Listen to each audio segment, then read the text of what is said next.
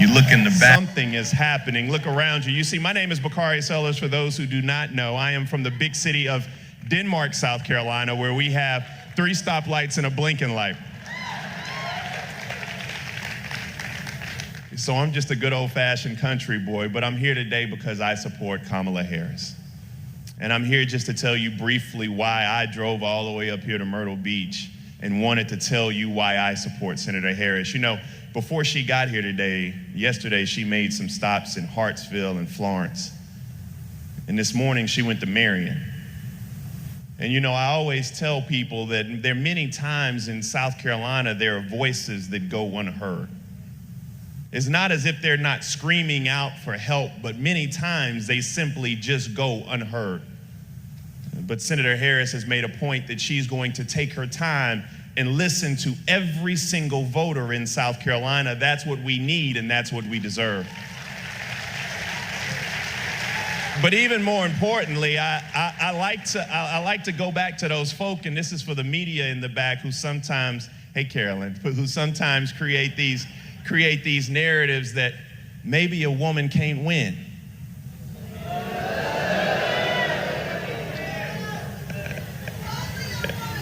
There you go. My 14-year-old daughter always tells me, Bakari, that a woman's place is in the White House. But we've heard all of this before. I don't know if you all remember, and I like to say this, I don't know if you all remember that other tall, skinny guy with a funny name. But nobody believed him in him either, right?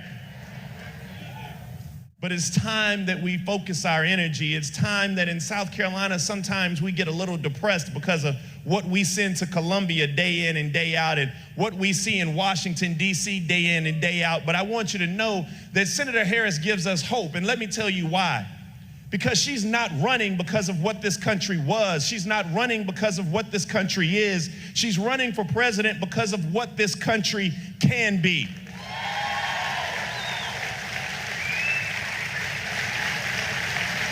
And I want you to also know that it doesn't come as much surprise, but she knows that she stands on the shoulders of strong women like Shirley Chisholm. And we all know that Shirley Chisholm, she put a woman named Hillary Clinton on her shoulders. And Hillary Clinton chipped away at that glass so that now Senator Harris can shatter it for good. You know, I support Kamala Harris because I believe in the promise of tomorrow, because I'm tired of living in a South Carolina, in a country where people can drink dirty water and people tell me that's okay. I'm tired of having a corridor of shame where kids go to school and their heating and air are falling apart and their infrastructure, it just doesn't work. I'm tired of living in a South Carolina, in a country where we have hospitals that are shutting down, and if you have a heart attack, that's a death sentence. I'm tired of living in a country where the manufacturers come just for a minute, then they pack up and they leave and go elsewhere. I want somebody who represents my interest, who understands our history and who wants to lead us into a new generation, because I now have these 2 6-month-old twins who look up at me every single day. And I just smile when I think about them. I have Stokely and Sadie, and they look up at me every single day, and I need to be able to look at them and tell them that I did absolutely everything in my power so that they could have a woman as president of the United States that they can look to with respect, that was restoring the moral fabric of this country. So stand up if you want to make sure that this country has the leadership it deserves, and stand up if you know, like I know, that Kamala Harris is a bad woman.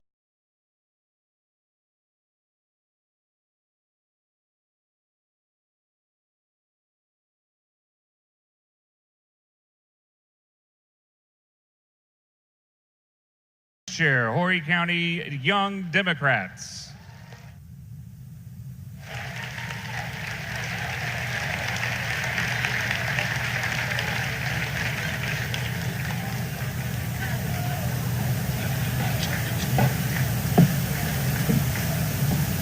Well, good afternoon, everybody. I know you guys are tired of saying good morning, but I just had to say that because I didn't get a chance to say it, so. I want y'all to understand the woman the mother, the leader that we are about to introduce to y'all. I want y'all to understand the things that she can do for our country and for us to create this nation. I feel very divided because, as most of you know, America does not have just one root of people. We come from all over the place.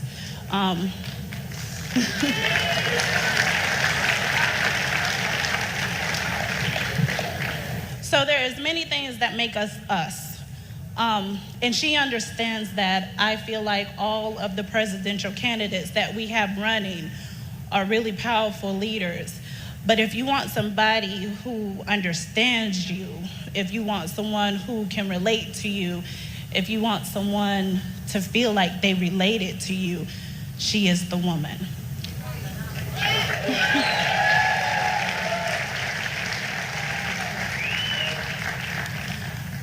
I am a mother. I have 4 children. So I look to her because everyone sitting in this audience right now, although we are making this decision, this affects our children. We may not be here to see what this world becomes. So we must do what we can while we are still here to fix something. May it be with our school systems, may it be with our little children who don't classify as the sex they were born. There's so many things wrong, so many things. But if you give her the chance and you listen to her, truly listen to her speak, not just because she is Kamala Harris, but because she is us.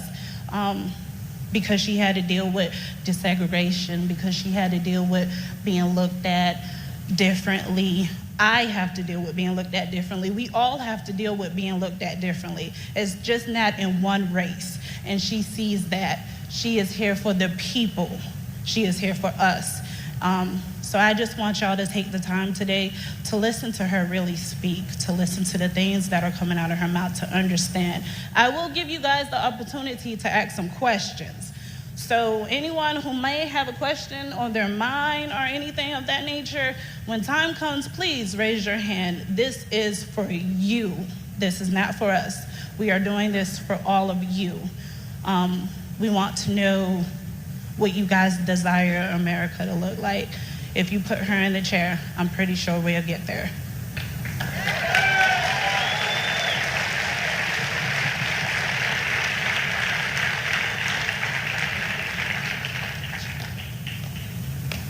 Can I? Oh, okay. Hey! Please welcome to the stage Kamala Harris.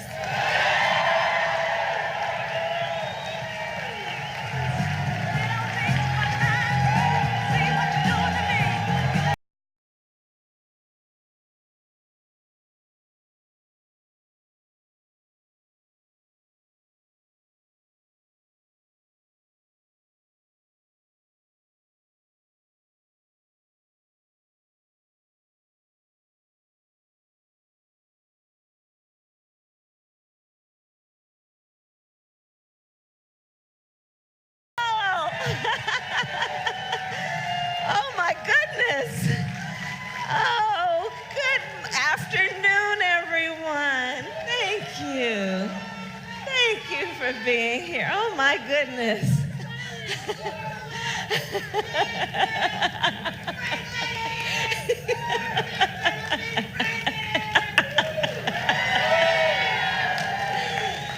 Oh, please have a seat. Please have a seat. Thank you. I'm so happy to be in the Grand Strand. Thank you all. So happy to be with you. So happy to be with you. And my goodness, I just want to thank everyone for this afternoon. There's so many things you could be doing with your time, and that you've chosen to spend it with us. It really means a lot to me, and I want to just thank you. I want to thank you for your time. I want to thank you for your time. Well, okay, so I'm going to share with you a few of my thoughts about where we are and where I think we need to go and some of the plans that we have. And then I would really like to take questions. I will tell you, I fully intend to win this election. I do. But for me, a measure of our success, of course, is that, but it is also that at the end of this process that we are relevant. And in order to ensure that, especially at this phase of the campaign, it is very, very important to me that I listen as much, if not more, than I talk. So I'm really looking forward to our conversation. We'll pass around the microphone. But I'll start with just sharing with you a couple of thoughts I have about where we are. And let's start with this. So, you know, I know that over the last 2 years and some months, a lot of us have been asking questions of ourselves and each other. And some of those questions have been, what is going on? What is happening? Aren't we better than this? Right? What is going on with our democracy? Will our democracy remain intact? Right? These are the questions we've been asking. Over the course of the last couple of years, some of us have been throwing objects at that inanimate object called a television, going through individual and group therapy, trying to figure it all out. And so here's what I'd like to start by talking about, and it is this. We're good. We're good. So here's how I think about it, and I know we just celebrated the independence of our nation. And we should always remember, though, July 4th or beyond July 4th, our framers, the founders of our nation, they imagined a moment like this. They planned for it in the beautiful design of the democracy that they created for us. They imagined a moment where there may be tyranny, where there may be an abuse of power, where there may be an exercise of raw power. And so they built us a beautiful design for the democracy upon which our republic stands. And it was about checks and balances, right?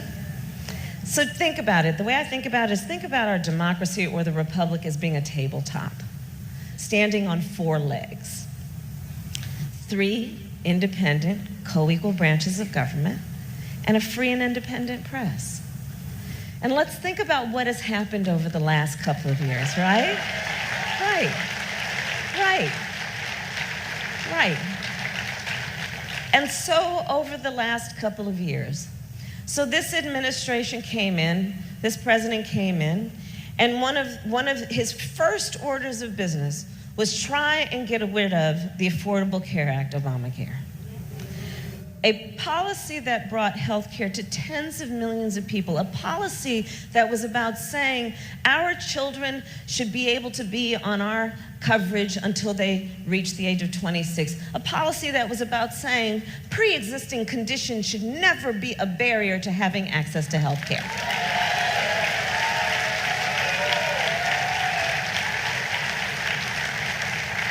But yet, this administration came in and attempted to play politics with public health because they had a political agenda.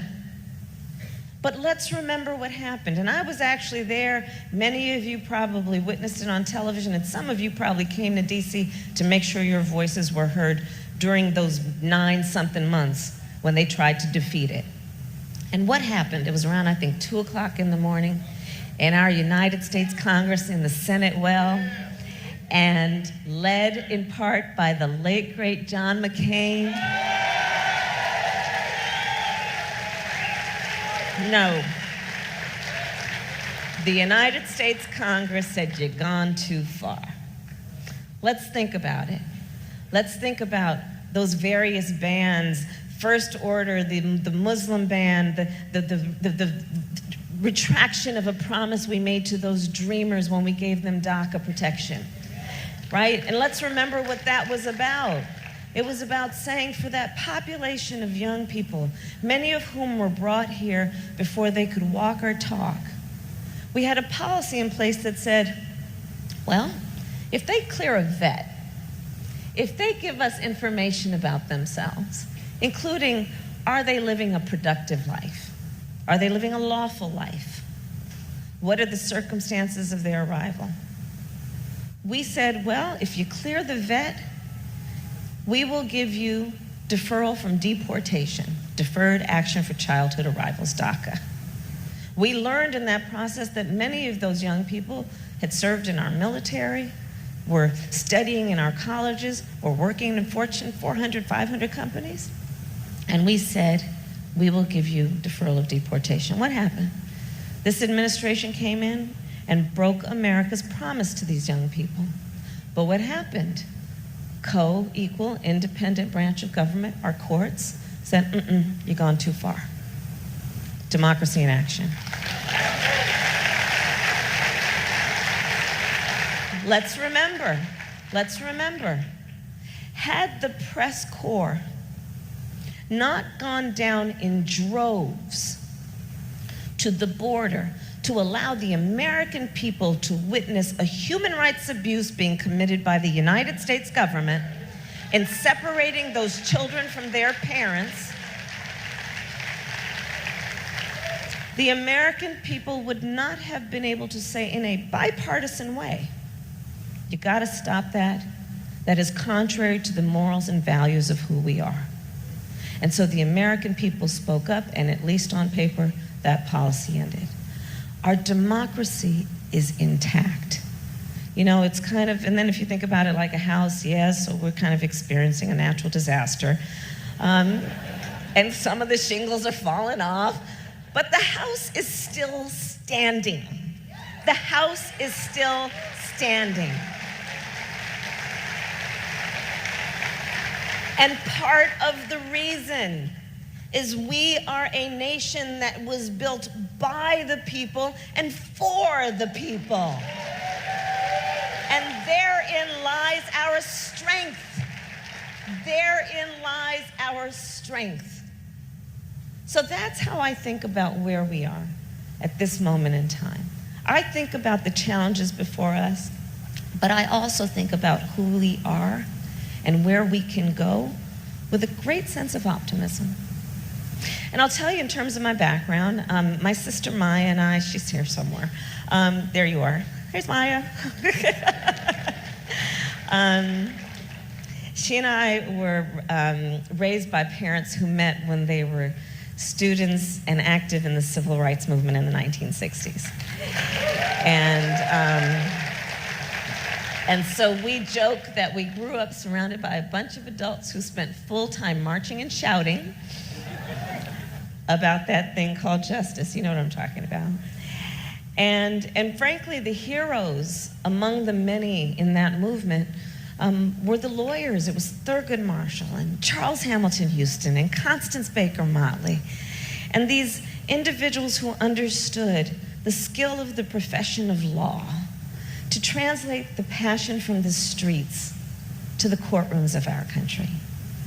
And the ability then to do the work of reminding folks of what we must always remind, which is that great promise we articulated in 1776, that we are all and should be treated as equals. So that's why I decided I wanted to be a lawyer, and went to Howard University, then went back home, and went to law school, you know. And I will tell you also a bit more about our mother. Our mother was all of 5 feet tall, but if you had ever met her, you would have thought she was 7 to 10 feet tall. She was fierce, and she was the kind of parent and person who's taught us that we will be judged based on the impact that we have on the lives of others. She taught us that we must live a life of service, whatever we choose to do. She was deep of faith and belief that the work that any one of us can do that in any way touches another human being is an expression of great strength and great meaning. Our mother was a parent who would often say, don't you ever let anybody tell you who you are, you tell them who you are.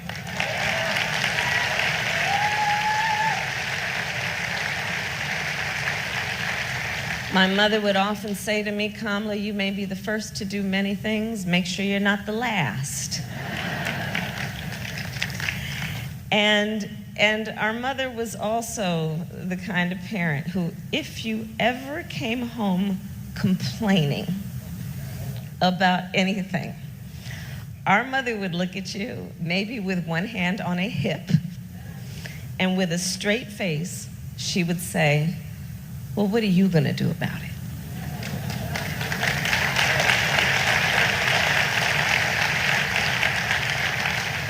So I decided to run for president of the United States.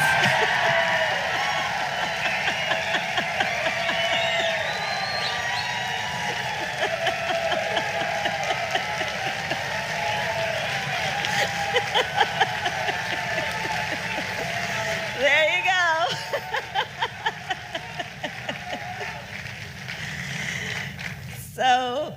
So with that, let's talk a little bit about the current occupant of the White House.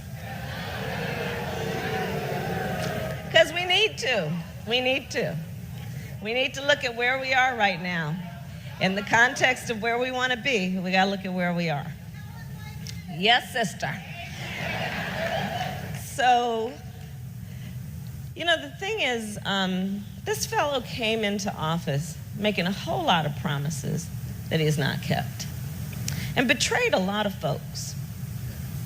Came in, said he was going to work for and support working people, right?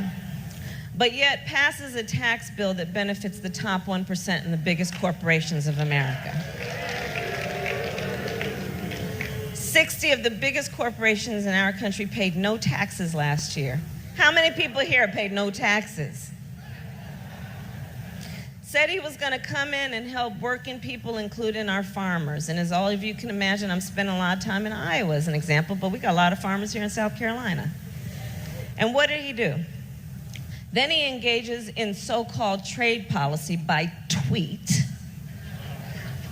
which was more an extension of the needs for his ego than it was about what is in the best interest of working people and the American family.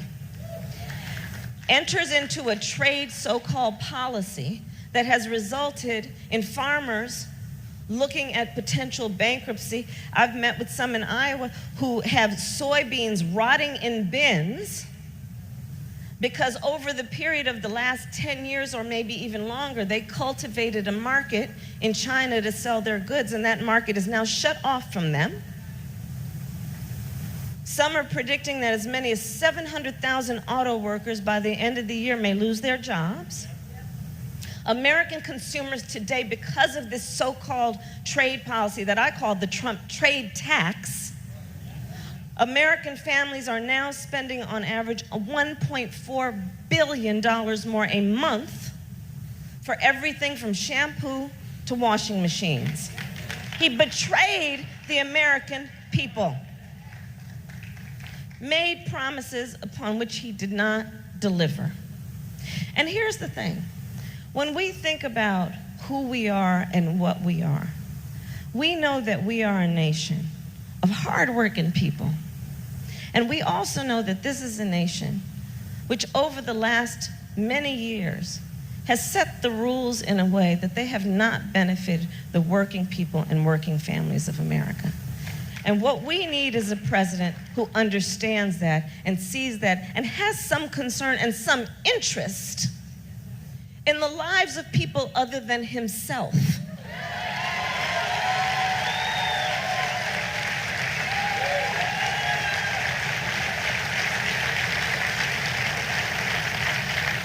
This is a person who came in office on a campaign that was about Make America Great Again.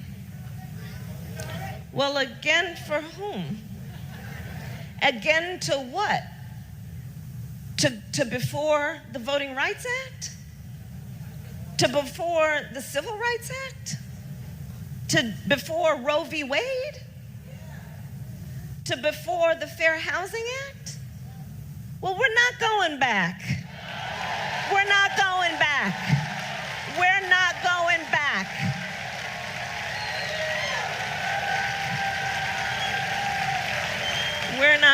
come back. And so, the challenge before us right now is to prosecute the case against 4 more years of Donald Trump.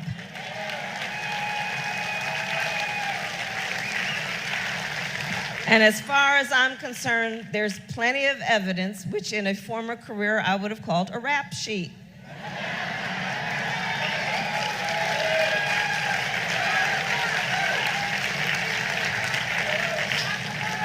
And it is about that tax bill.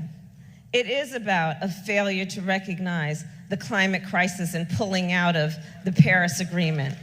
It is about not taking care of working people and working families. It is about a policy that was about trying to get rid of health care for millions of people who have benefited. It is about looking at the fact that a policy that, as it relates to these children who are arriving at our border, treating them in a way that is not reflective of the values we have when we say we have strong arms as America, and we will always embrace those fleeing harm.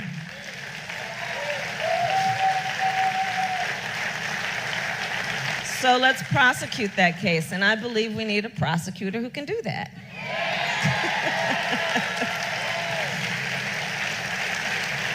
And I will tell you that as a prosecutor, I took on the big banks who were preying on homeowners, resulting in a foreclosure crisis that devastated families around our nation.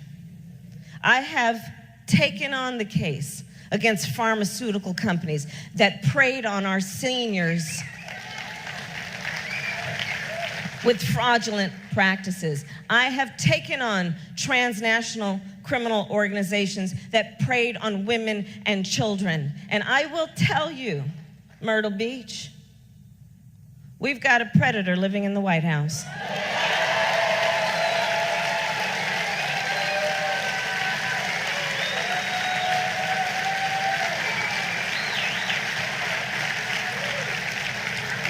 He has predatory instincts and a predatory nature. And the thing that you should know about predators, here's the thing. They prey on the vulnerable. They prey on those they perceive to be weak. They prey on those who are in need of help and often desperate for help. And the other thing about predators, they're cowards.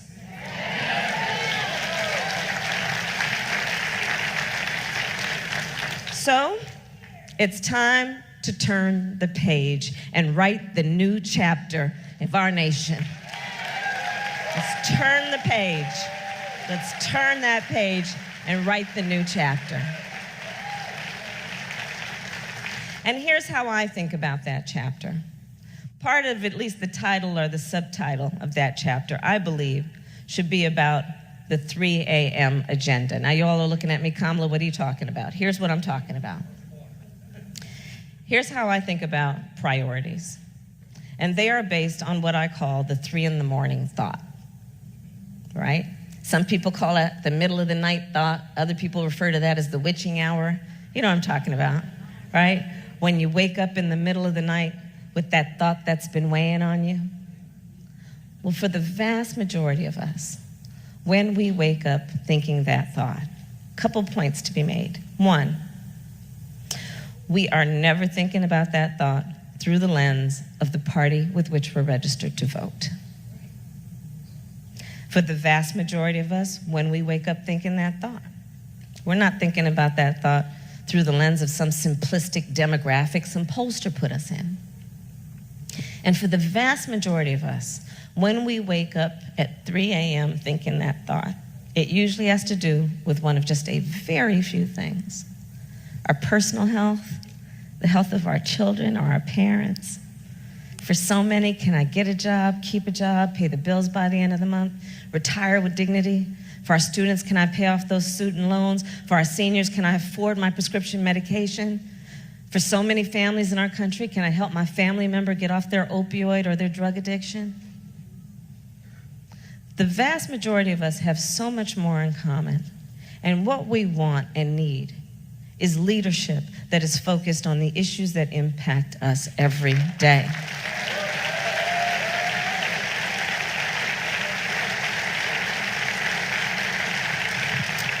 And so that's how I think about so many of our priorities.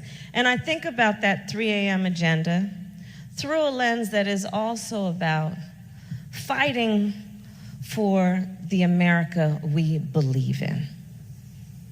The America we believe in. You know, we are a people that were founded by people who believed and had faith in where we could go, what we could be. And that is needed. That level of faith and belief is needed now to imagine an America we believe in. And here's the America I believe in. I believe in an America where you only have to work one job to have a roof over your head and food on the table.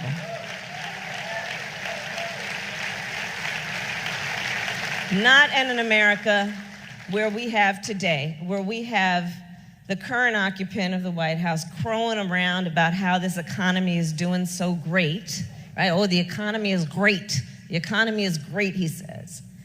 And then you ask, well, how so are you measuring the greatness of this economy of yours? And he points to the stock market. Well, that's fine if you own stocks. We say, well, how else are you measuring the greatness of this economy of yours? And they point to Fox News. They point to, and they'll point to the unemployment numbers. Well, yeah, people are working. They're working 2 and 3 jobs. And to make the point again, in our America, you should only have to work 1 job to have a roof over your head and food on the table.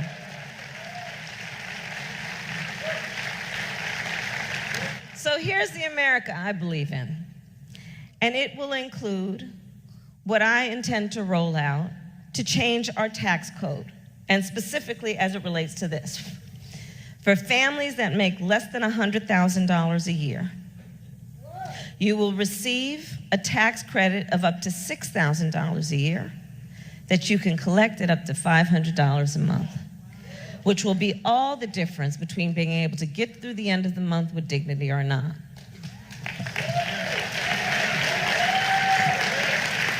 And I think about that in the context of the fact that right now in America, for almost half of American families, they cannot afford a $400 unexpected expense. Right now, today in America, in 99% of the counties, if you are a minimum wage worker working full-time, you cannot afford market rate for a 1-bedroom apartment. In America today, we are looking at people who are experiencing massive debt, be it student loan debt, car loan debt, credit card debt, to the point that last year, 12 million people had to take out a loan of, on average, $400 from the payday lender at an interest rate often in excess of 300%. Let's fight for the America we believe in, where folks can work hard and get through the end of the month. In the America we believe in, teachers are paid their value.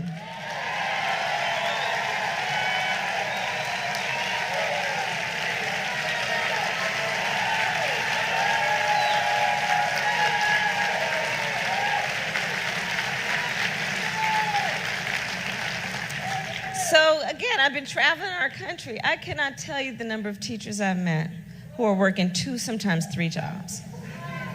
There you go. And thank you for continuing to teach, because it is your passion and a calling and a gift.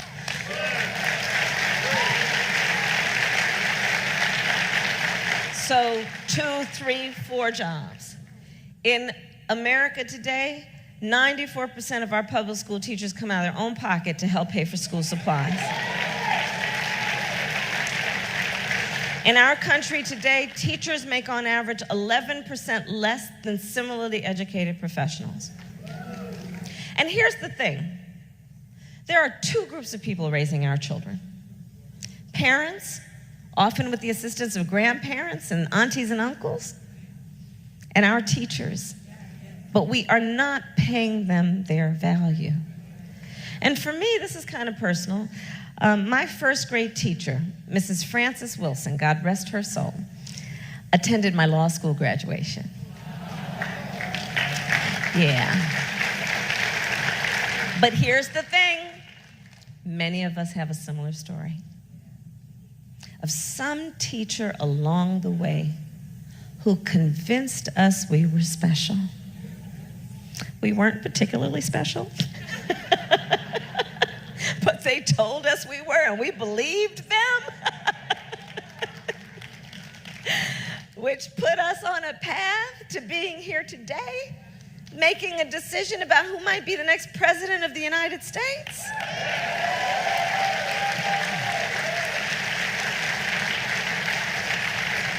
So, in an America we and I believe in, I am prepared to put in place what will be the first in our nation's history federal investment in closing the teacher pay gap.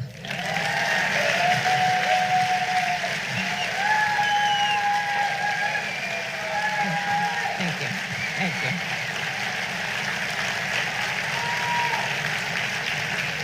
So here in South Carolina, that gap is $9,300 a year.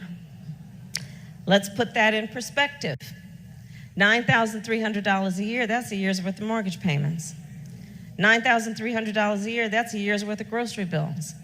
$9,300 a year, that's putting a significant dent in student loan debt, which is one of the greatest barriers to our students coming out and joining a profession for which they have a passion. And I want to put a fine point on this issue. I strongly believe you should judge a society based on how it treats its children.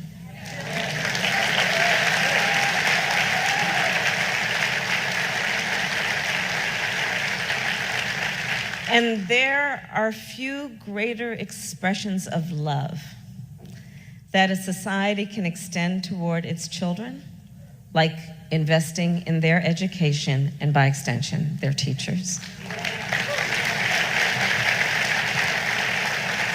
Let's talk about the America we believe in.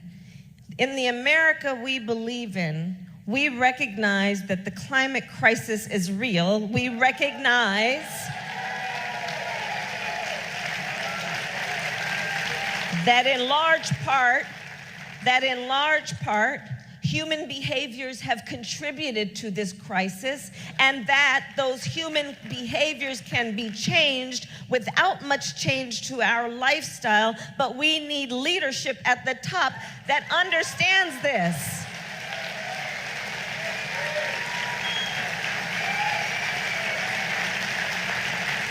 And instead of a president who is so busy pushing science fiction, we need a president who embraces science fact.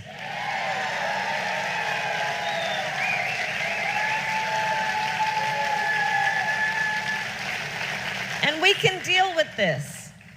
And that's why I support a Green New Deal. That is why on day one I will re-enter us in the Paris Agreement, because America's leadership is critical to this issue. America's leadership must be present.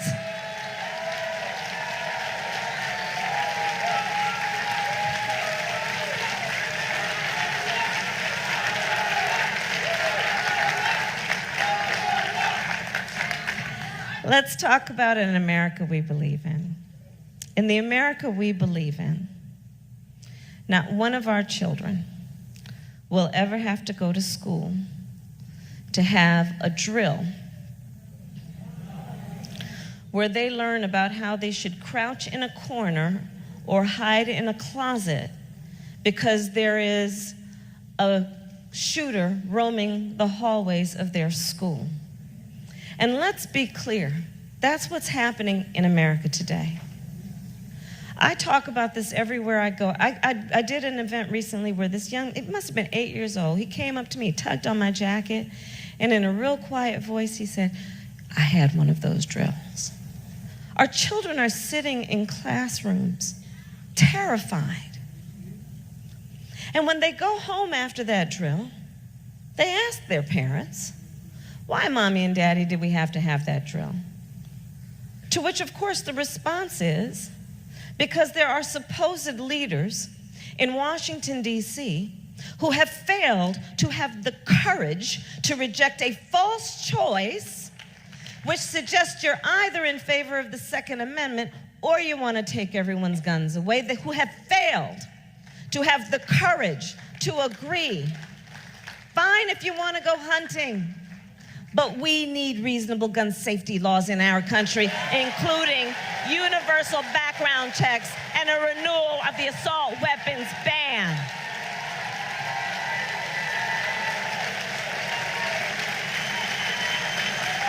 They need to have the courage.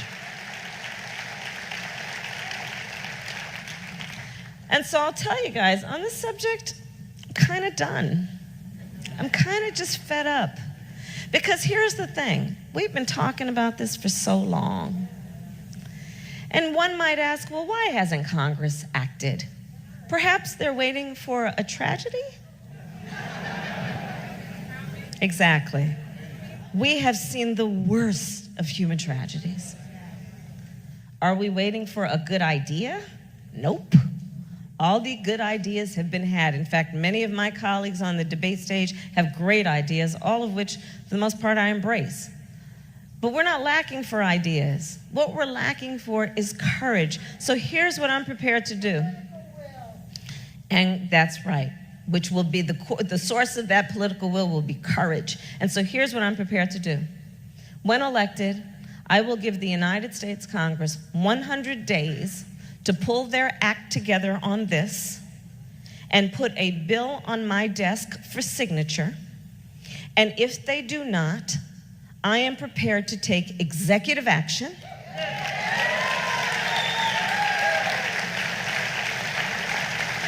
to put in place what will be a comprehensive universal background check, to require also that the ATF take the licenses of gun dealers who violate the law. And Myrtle Beach, you should know, 90% of the guns associated with crime are sold by just 5% of the dealers.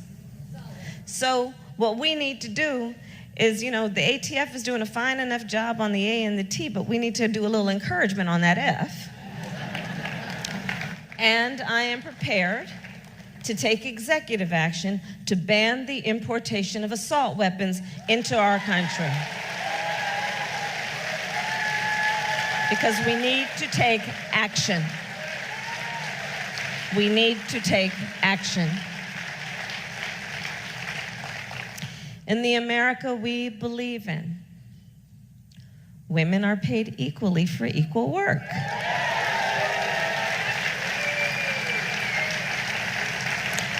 So, anybody know when the Equal Pay Act was passed? 1963.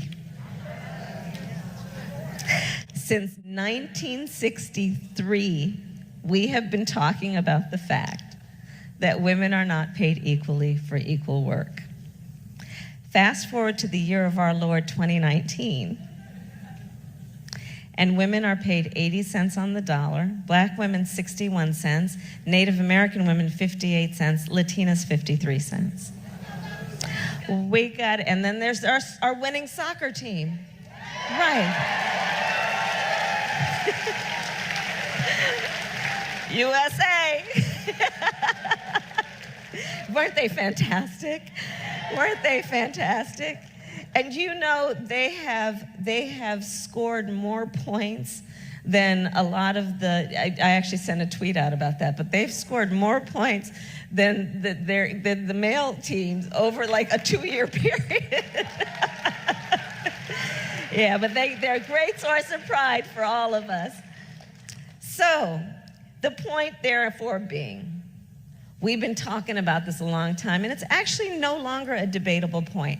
Are women being paid equal for equal work? It's actually no longer a debatable point. It's just a fact. So the question becomes, as with so many of these issues, what are we going to do about it beyond talking about it? So,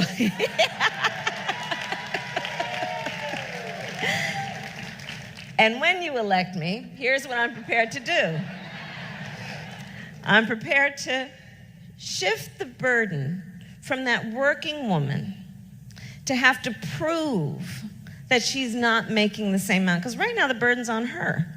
She might be raising a family, she's contributing to her household. The burden's on her to prove that she's not making the same amount. So what I'm prepared to do is shift the burden to the corporation to prove that they are paying equal for equal work. And they will have to post on their website whether or not they are paying equal for equal work.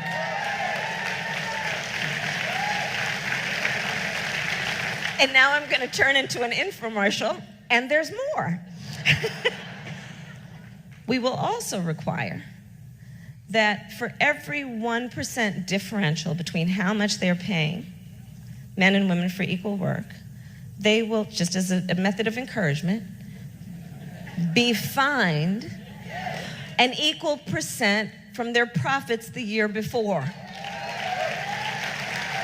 That'll get their attention. And again, on this issue, so many of you may know a bit about my background. I was the first woman elected to be district attorney of San Francisco. I was the first woman to be elected attorney general of a state of 40 million people, where I ran the second largest Department of Justice in the United States, second only to the United States Department of Justice. And then when I was elected to the United States Senate, I was elected as only the second black woman elected in the history of the United States Senate. And I will tell you that as a result, perhaps, of that background, there are often times where journalists will come up to me or others and they'll say, well, talk to us about women's issues. And I said, okay, I'm so glad you asked. Let's talk about the economy. Because here's the thing, when you lift up the economic status of women, you lift up the economic status of families and communities, and all of society benefits. All of society benefits.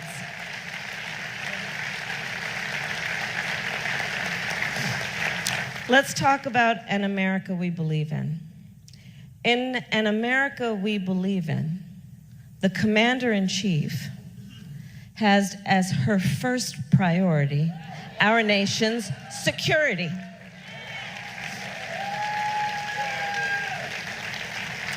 As opposed to what we have now,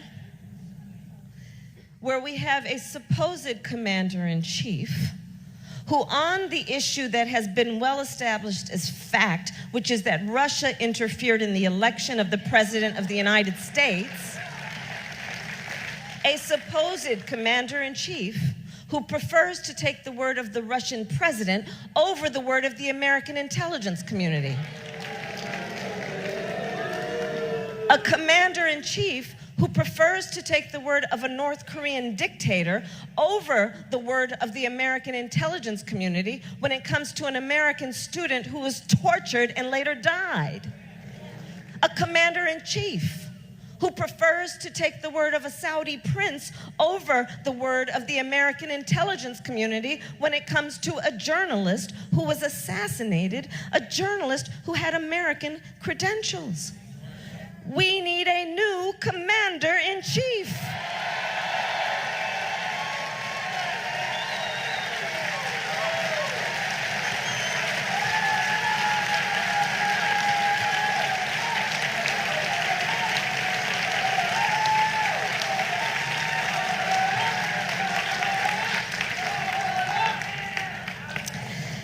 So those are a few aspects of the America we believe in.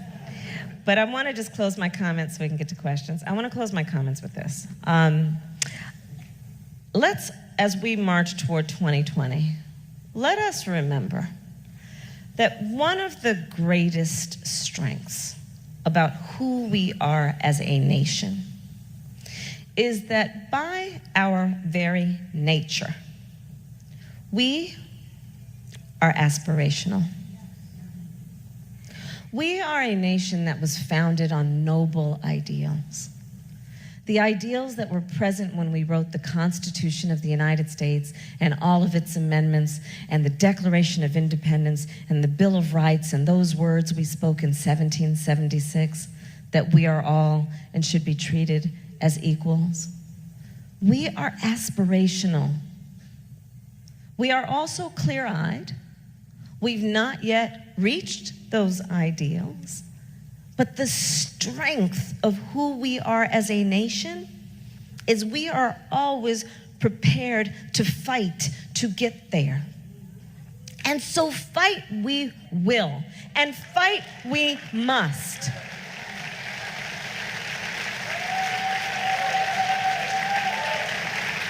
Understanding that this then is a fight that is born out of optimism. This is a fight that is born out of knowing and believing in what can be, unburdened by what has been. And this is a fight that is not only for the soul of our country, this, most importantly, is a fight that is born out of love of country. And this is a fight we will win.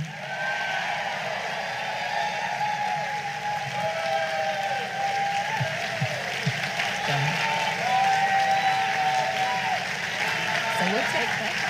Thank you, thank you, thank you. Thank you very much. Thank you, thank you, thank you, thank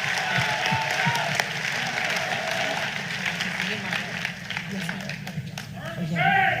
Turn the page.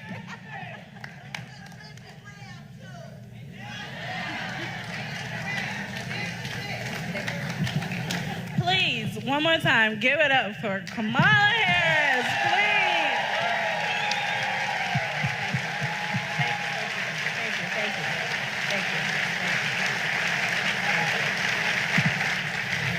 At this point in time, we would like to open up the floor for some questions. You got a question? And we have microphones. We have microphones. Oh. Anyone with a question? Stand. Okay, let's get over there first, and then we'll go over there. I'm coming, baby. We coming. Oh, okay, come on. You got your question? Hello, Senator. I'm not going to steal it. Hello, Senator. I met you at Big Mike's, and I'm on your bandwagon. And if you want to see a great picture of us, go to Joe McVeigh Facebook, and you were giving your fingers like this. A question was asked, and they said, well, I'll get into that later. I have a very serious thing. Yes. I think we cannot go immediately into health care for all. I just don't think we can do 300 people. If you ask the people in this room how many of them like Medicare, you're going to get a rounding applause. Yes. And if you ask who don't, tell them to vote Republican. That's all I can tell you. Yeah. Now, we need to blend into it, take the people that are there, move to 55, and we will compete with private industry. I knew a woman, her only job as a nurse was to get up every day and find 30 people that she could disqualify from getting paid what they were due. So we've got it. This is a very important thing, as you know. Yes. But we can't just go into it. We got to blend into it. And I wish you the very best, and I'm glad I got to see you again. Thank you. I appreciate Joe McVeigh, go see. Thank you. I appreciate you, Mr. McFadden. And I thank you for raising probably one of the most critical issues in America today, which is that we still have so many individuals and families in our country that do not have access to health care because it costs too much. Because it costs too much. And here's the thing. Let's start with the principle that we share. Access to health care should be a right and not a privilege of just those who can afford it. The other piece of it is that we have to recognize that over a significant amount of time, the cost of health care has been jacked up and jacked up and jacked up by the insurance companies and the pharmaceutical companies. Seniors in our country, on average, for arthritis medication have to pay $4,000 out of pocket because insurance doesn't cover it. You look at diabetes patients, 1 in 4 cannot afford their insulin. There is a syringe that contains a drug that will save the life of someone who is OD'd off of opioids, and that syringe can cost as much as $4,000. Let's also recognize that it is a story every night in America somewhere that there is a parent who has a child that has a temperature that's out of control and calls the pediatrician or 911, what should I do? And they say, go to the emergency room. So what happens? That parent then drives to the hospital. They're in the parking lot with their child in the back seat, looking at those sliding glass doors, one hand on that baby's forehead, knowing if they walk through those sliding glass doors, they will be out a $5,000 deductible. They have insurance. They'll be out a $5,000 deductible. So we have got to reform the healthcare system in America. There's no question about it. And that's the reason I support Medicare for all. But to your point, it can't just happen overnight. There will be a transition period, which I absolutely build into my vision for what we need to do for Medicare for all. There's no question. And we've got to get to a place where we also understand that we need a president who knows how to fight against these pharmaceutical companies and these special interests. Since I've been in D.C., now over the last 2 years and some months when I arrived at the United States Senate, you know, we've always talked about the lobbyists and the special interests. It's real. It's real. And the way that they have influenced so much policy, and in particular healthcare policy, it is a crying shame. And so I appreciate your point very much, and I thank you for raising the issue.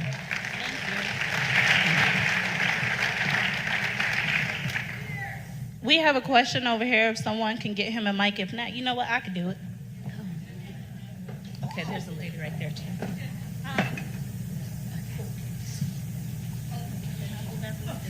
Come on. You okay? Yes. Okay. Hi.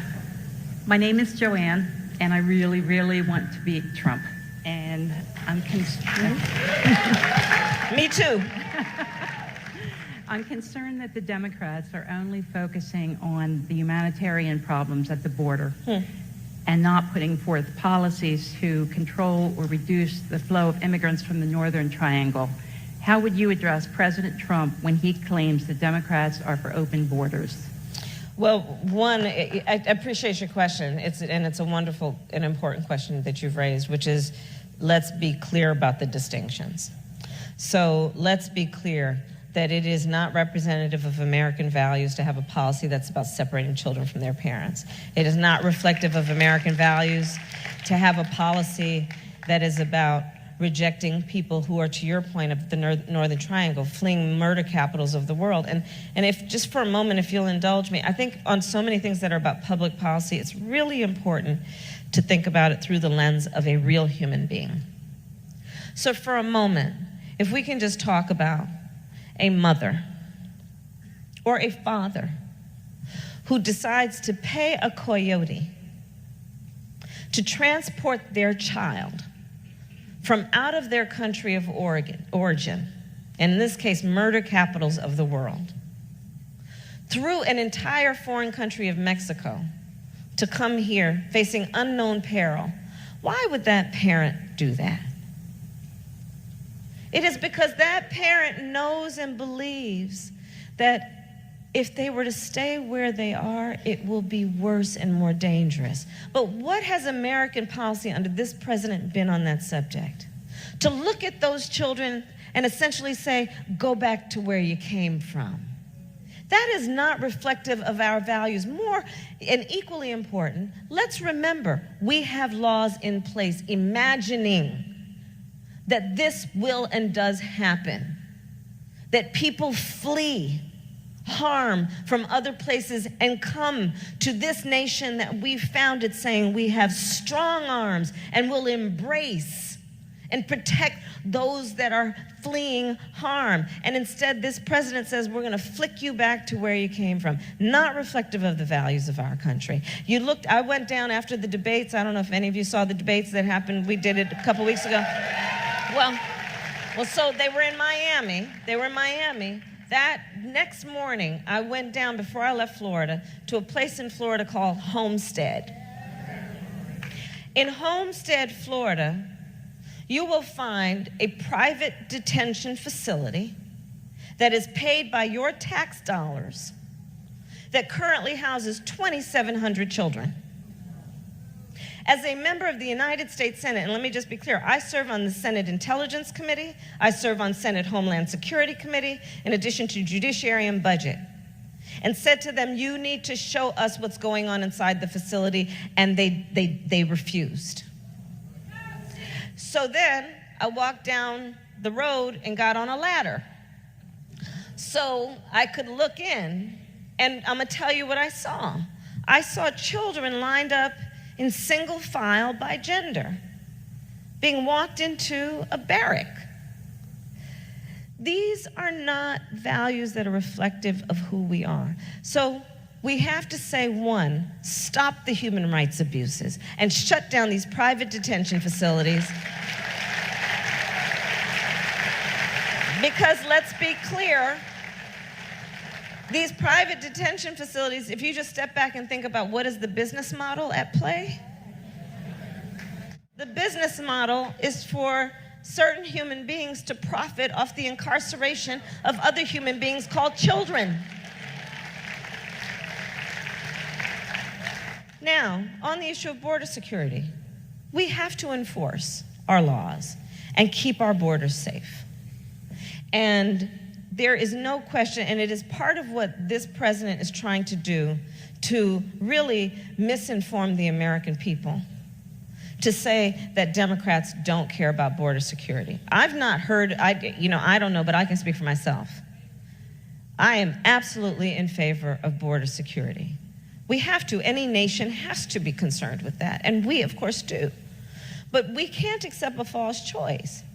And the fact is, let's also be clear that we're getting played on this issue. We're getting played. The American people are getting played. This guy came in when we had essentially net zero immigration. When he came into office, and he ran that campaign about building a wall, which is basically a multi-billion-dollar vanity project for him. And by the way, that wall will not get built.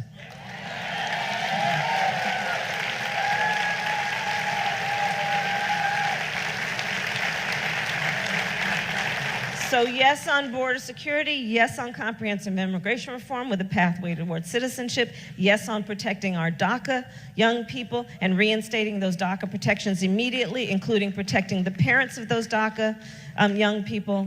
All of that can coexist in the America I think we believe in.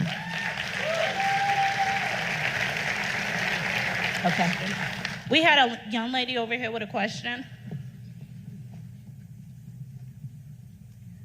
Throughout your criminal justice career in California, you supported things such as the use of the death penalty, the criminalization of truancy, and upholding sentences of those wrongfully convicted. How, if at all, would you alter the way you plan on conducting yourself as our chief executive in comparison to your time as a prosecutor, district attorney, and attorney general in the state of California? Okay, I want you to look at my record, and then you will know I've been personally opposed to the death penalty my entire career.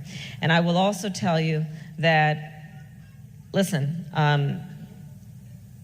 I was born a child of parents who were active in the civil rights movement. I was born in a community where we were acutely aware growing up of all of what is wrong and flawed and the injustices that can take place in our criminal justice system. There is frankly not a black man I know, be he a relative, a friend, or a colleague, who has not faced some level of profiling or discrimination. So when I made a decision to become a prosecutor, it was a very conscious decision. And the decision was based on two things most fundamentally. One, that for systems that require reform, I strongly believe there is a role to be played on the outside in terms of activism and putting pressure on that system.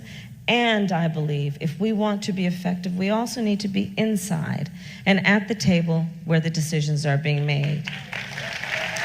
Two,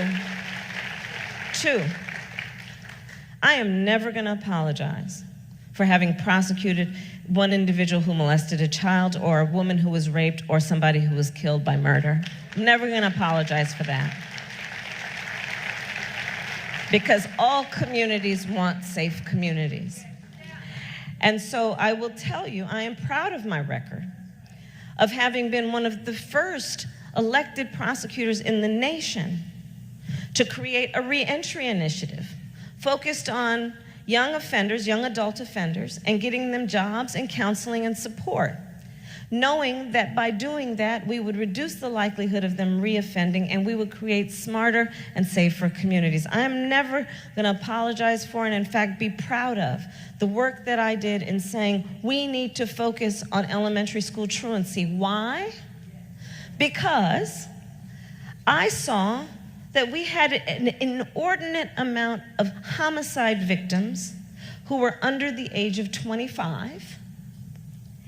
And instead of just accepting that that would be a statistic, I asked, who are they? And the data came back to me that included the fact that 94% were high school dropouts. I then went over to the school district and I said, what's going on? And I learned that 40% of our elementary school students were missing up to 50, 60, 80 days of a 180-day school year. When I looked into the issue further, I learned that an elementary school truant is 3 to 4 times likely to be a high school dropout. At the time, I learned that 80% of the prisoners in the United States are high school dropouts. I think that the number today is about 70%. I learned that an African-American man who is a high school dropout in between the age of 30 and 34 is 2/3 likely to have been in jail, be in jail, or dead. And I said, you know what? Nobody's paying attention to this issue. If it had been the children in communities that have wealth, the alarms would have been sounding for elementary school students who are missing 50, 60, up to 80 days of a 180-day school year. And the system needs to be held accountable. And so I'm proud of the work that we did in holding the system accountable, improving attendance rates by over 30% for those children. I'm proud of the work that I did as the Attorney General of California, running the second largest Department of Justice, to be one of the first to run a state law enforcement agency and require that my special agents wear body cameras that are turned on.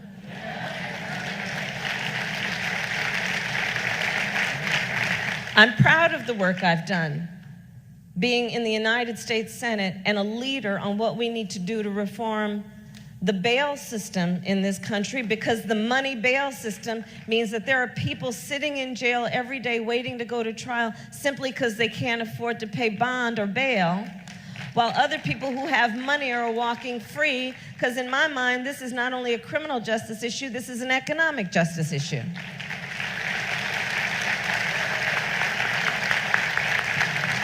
And I will tell you, as President of the United States, it is my full intention to continue to do this work in a way that is also about rejecting what the current administration has been doing when they've been trying to revive the war on drugs. What this current administration has been doing in shutting down pattern and practice investigations and consent decrees. We need a president of the United States who knows the system from the inside and has a track record of working on reform, because here's the bottom line for me. The bottom line for me is that it is actually the smart way to approach public safety, to understand and recognize the things that have been wrong about how we have run our criminal justice system and to implement reform. To do that is not only going to be the right thing, it will be the smart thing to do.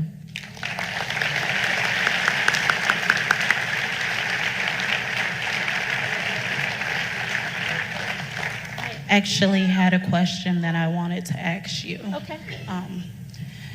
In our country, we are now faced with laws against females, and laws saying what we can do to our body and what we can't have done to our body.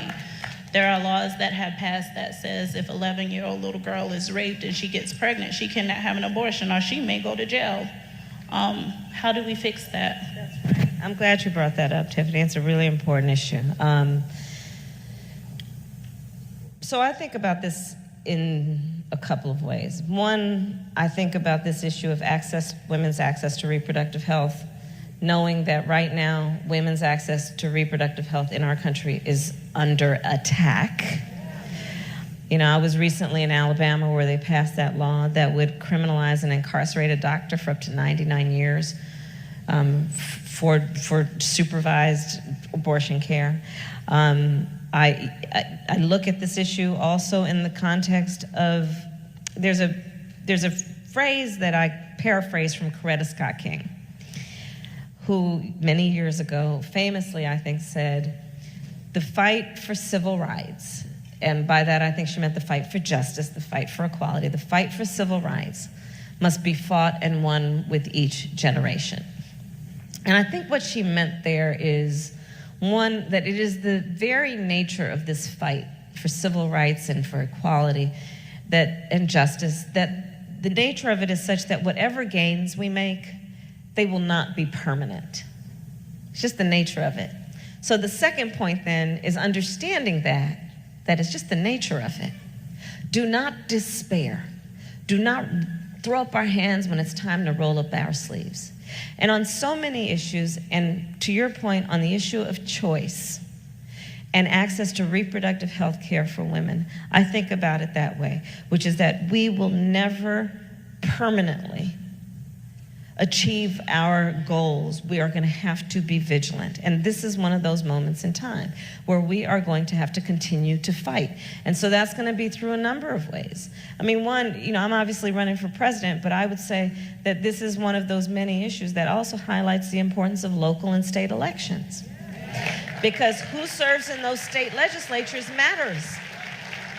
They get to write the rules. The other piece I'd say is that we got to do all that we can to support the people who are on the ground, who are giving those women the support that they need.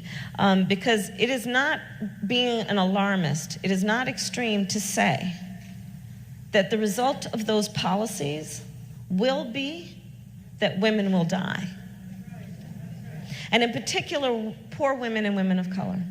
Those who do not otherwise have access to transportation to go to a state where it might otherwise be legal and physician assisted. So the consequences are potentially severe of these policies.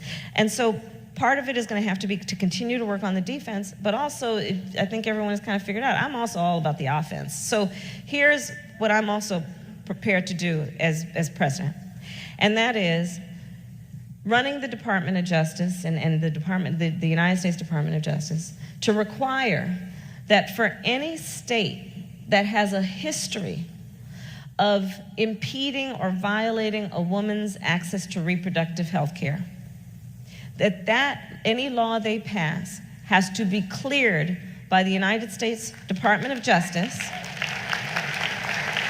to determine if it comports with the Constitution and Roe v. Wade. That's called pre-clearance. And until it clears constitutional muster, it cannot go into effect. Okay.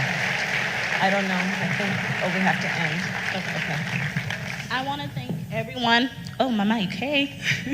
I want to thank everyone who came to speak with her today, to realize her vision. Like I told you guys, you want someone who understands what we go through on a daily basis, not just in South Carolina, but all across the country. She travels, she takes her time, she meets with us, she speaks with us. Not only was she raised by an amazing woman, her mother was a scientist, her father was a teacher. They lived dreams that we thought we could never have, and we have those dreams.